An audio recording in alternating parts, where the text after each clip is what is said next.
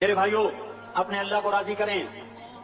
جن دکانوں کے پیچھے نمازیں چھوٹ گئیں، جن دکانوں کے پیچھے سچ کو طلاق ہو گئی، جن دکانوں کے پیچھے دیانت چلی گئی، خیانت آ گئی، بددیانتی آ گئی، ہاں اللہ تعالیٰ قیامت کے دن کہے گا بددیانت سے، وہ تو نے جو امانت کھائی لے کے آ، وہ امانت جو تو کھا گیا تھا لے کے آ۔ کہے گا یا اللہ کہاں سے لاؤں، وہ تو دنیا میں رہ گئی۔ اللہ تعالیٰ فرمائیں گے پڑی ہوئی ہے جہنم میں، پڑی ہے، جا اٹھا کے لا۔ وہ جہنم میں کیسے جائے؟ تو فرشتے ماریں گے چک، اور وہ اس کو لے کے چلیں گے، اور چلتے چلتے دوزخ کا سب سے خطرناک حصہ حاویہ، وہاں اس کو لے کے جائیں گے جہاں منافق رہتے ہیں۔ بددیانت لوگ حاویہ تک چلے جائیں گے ایمان ہونے کے ساتھ بھی۔ امانت کو کھانے والے لوگ حاویہ میں چلے جائیں گے، جو منافقین کی آگ ہے اس میں۔ وہاں دیکھے گا تو جس کا مال دبایا تھا دنیا میں وہاں پڑا ہوگا، کہے گا اچھا یہاں پڑا ہے، اتنے میں وہ تباہ ہو جائے گا، اس کو اٹھائے گا، کندھے پہ رکھے گا، پھر اوپر چڑھنا شروع کرے گا، چڑھنا شروع کرے گا۔ جب دوزخ کے کنارے پر آ جائے گا تو وہ اس کے ہاتھ سے چھوٹ جائے گا اور پھر حاویہ میں جا گرے گا۔ اس کے ساتھ فرشتے مار کر پھر کہیں گے جا واپس لے کے آ، پھر یہ واپس جائے گا، پھر اسے اٹھائے گا، پھر کندھے پہ لے کے چڑھے گا اور چڑھے گا اور چڑھے گا۔ جب کنارے پر آئے گا تو پھر اس کے ہاتھ سے چھوٹ جائے گی، اس کے پھر فرشتے مار کے نیچے گرا دیں گے، جا لے کے آ، اب یہ کبھی اس میں سے نہیں نکل سکتا۔ اس کمانے سے توبہ کریں، یہ کمانا جہنم میں لے جائے گا۔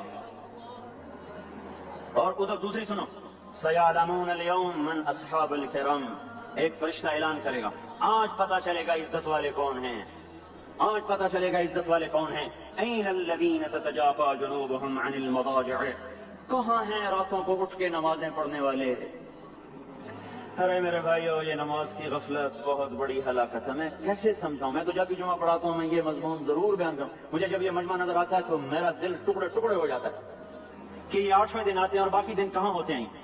یہ کیوں نہیں سمجھتے؟ ان کی آنکھ کیا ہو گیا؟ ان کے کانوں میں ڈاٹ لگ گیا، یا دل کے اوپر کوئی پردہ آ گیا، یا میں کوئی عربی میں بات کرتا ہوں جو سمجھ میں نہیں آتی، یا میں کوئی ان سے چندے کا مطالبہ کر رہا ہوں، یا کوئی اپنی ذات کے لیے سوال کر رہا ہوں، یا اپنی شخصیت کی دعوت دے رہا ہوں۔ آج نماز عزت دلائے گی، سب سے پہلا اعلان ہوگا، کہاں آج پتہ چلے گا عزت والے کون ہیں، کہاں ہیں راتوں کو اٹھ کے نماز پڑھنے والے اور اللہ کے نام پہ خرچ کرنے والے۔ صرف نماز نہیں، زکوٰۃ بھی دینی پڑے گی۔ پیسہ ہے زکوٰۃ نہیں دے رہے، پیسہ ہے اللہ کے نام پہ خرچ نہیں کر رہے۔ بھائیو، اللہ کے نام پہ خرچ کرنا سیکھیں، اللہ کے واسطے اپنے آپ کو سادگی پہ لائیں اور اللہ کے نام پہ لٹانا سیکھیں۔ اللہ آپ کی نسلوں کو واپس کرے گا، صرف آپ کو نہیں، آپ کی نسلوں کو واپس کرے گا۔ آپ اللہ کو قرضہ دے رہے ہیں، کسی ایسے ایرے غیر کو قرضہ نہیں دے رہے۔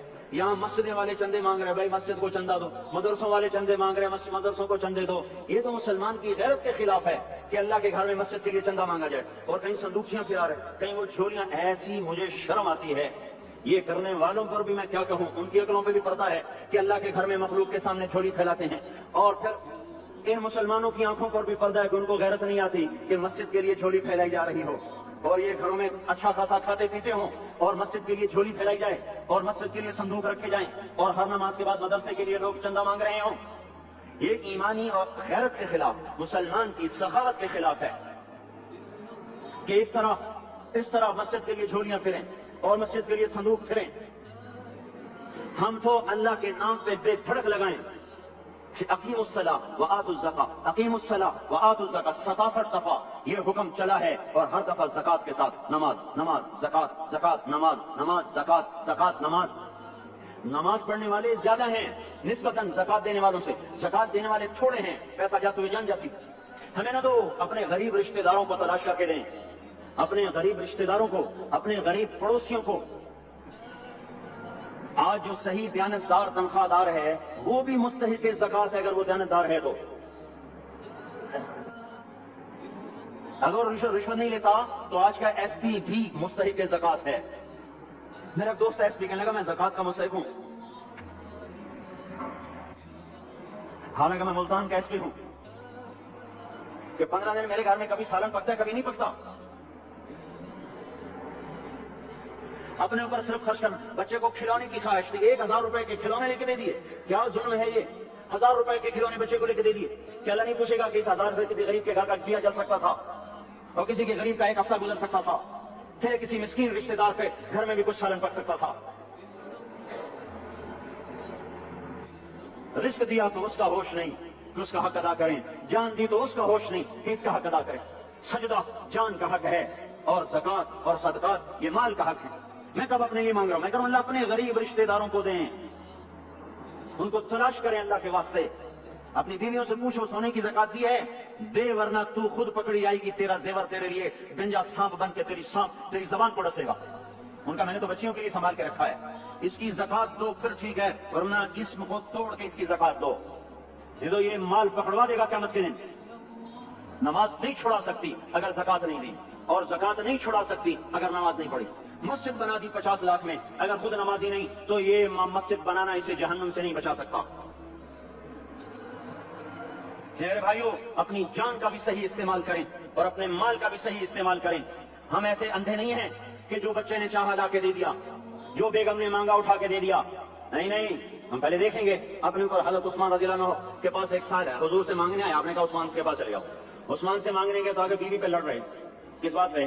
یوں کہہ رہے وہ باہر چھوٹے چھوٹے گھر ہوتے تھے تو باہر آواز آ رہی، بیوی کو کہہ رہے اللہ کی بندی رات تو نے چراغ میں بتی موٹی ڈال دی، بہت بتی ڈالتے تھے نا اس کی روئی کی، تو تیل زیادہ جل گیا۔ تو یہ کہنے لگے یہ کس کنجوس کے پاس بھیج دیا؟ جو بیوی پہ لڑ رہا ہو کہ تو نے بتی موٹی ڈالی ہے تو یہ مجھے کیا دے گا، تجھے دمڑی بھی نہیں دے گا۔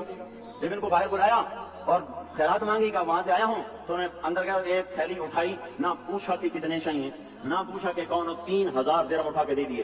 وہ حیران ہو کے کہنے لگا یار ایک بات تو بتاؤ۔ کہا کیا؟ یہ مجھے تو نے اتنے دے دیے کہ میری اگلی نسل کو بھی کافی ہیں، اور خود بیوی پہ تو لڑ رہا تھا کہ بتی موٹی کیوں کر دی؟ کہنے لگے وہ اپنی ذات پہ خرچ تھا، وہ پھونک پھونک کے کرنا ہے، یہ اللہ کو دے رہا ہوں جتنا مرضی دے دوں، یہ تجھے تھوڑا اللہ کو دے رہا ہوں۔ تو اپنی جان کو بھی لگائیں اللہ پر اور اپنے مال کو بھی لگائیں اللہ پر۔